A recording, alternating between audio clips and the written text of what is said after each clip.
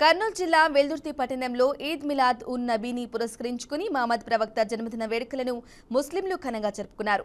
ముస్లిం సోదరులందరూ మానవహారంగా ఏర్పడి మహమ్మద్ ప్రవక్త ఉపదేశాల ప్రకారం ప్రజలందరినీ సన్మార్గంలో నడిపించేలా చేయాలని కోరుతూ ర్యాలీ నిర్వహించారు.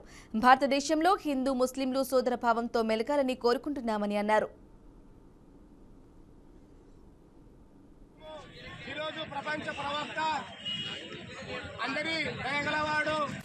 ఆపద్బాంధవుడు కరుణామూర్తి అయినటువంటి మొహమ్మద్ ప్రవక్త గారు ఈరోజు జన్మించారు. ఆయన ప్రపంచ ప్రవక్త, శాంతి దూత, అందరు సమాజం బాగుండాలని కనుగొన్నటువంటి మహాప్రవక్త గారు. ఆయన సహనమూర్తి.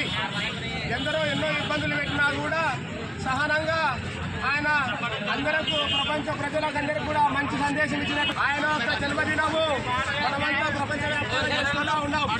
ఎందుకు చేసుకుంటున్నామంటే ఆయన ప్రపంచ ప్రవక్త మంచి సందేశాలు ఇచ్చారు. ప్రపంచ ప్రజలందరూ కూడా అన్నదమ్ములుగా కలిసి ఉండాలని ఆయన సందేశం ఇచ్చారు. ఎందరో అనాథలను దగ్గర తీసుకున్నారు. అదేవిధంగా ఈ మన భారతదేశంలో కూడా అందరం కూడా